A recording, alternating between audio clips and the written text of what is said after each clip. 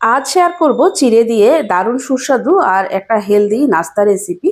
এর জন্য আমি মেজারিং কাপ দিয়ে মেপে 1 কাপ চিড়ে 10 মিনিটের জন্য ধুয়ে ভিজিয়ে রেখেছিলাম। এরপর মিক্সি জারে নিয়ে একটা স্মুথ পেস্ট বানিয়ে নিয়েছি।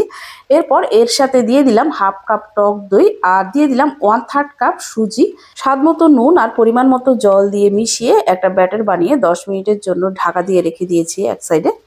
এদিকে আমি 3-4টে শুকনো লঙ্কার বীজটা ফেলে এরপর একটা কেচির সাহায্যে একটু কুচি কুচি করে কেটে নিয়ে এর মধ্যে দিয়ে ভালো করে মিশিয়ে নিয়েছি।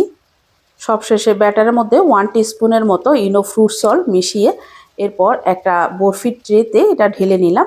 বরফির ট্রেটা আমি একটু অয়েল গ্রিস করে নিয়েছিলাম। এবারে একটা বড় পাত্রে জল দিয়ে বসিয়ে এর মধ্যে ট্রেটা বসিয়ে ঢাকা দিয়ে 20 থেকে 25 মিনিটের মতো এটা ভাপে সেদ্ধ করে নেব। আমার ব্যাটারটা একটু বেশি হয়ে গেছে, তাই ছোট আর একটা গোল পাত্রেও এটা বানিয়ে নিয়েছি। দেখতে একটু সুন্দর লাগার জন্য ছোট প্লেটটার উপর আমি একটু লঙ্কার গুঁড়ো স্প্রিঙ্কেল করে দিয়েছি। 20 থেকে 25 মিনিট ভাপে সেদ্ধ করার পর এটা নামিয়ে ঠান্ডা করে এরপর এরকম স্কোয়ার শেপ করে এগুলো কেটে নিয়েছি। এগুলো চাইলে এমনিতেই খাওয়া যায় যে কোনো সস বা চাটনি দিয়ে, তবে আমি এগুলো একটু ফ্রাই করে নেব। একটা প্যানে একটু বাটার দিয়ে আমি এগুলো দিয়ে একটু উল্টে পাল্টে লাল লাল করে ভেজে নেব।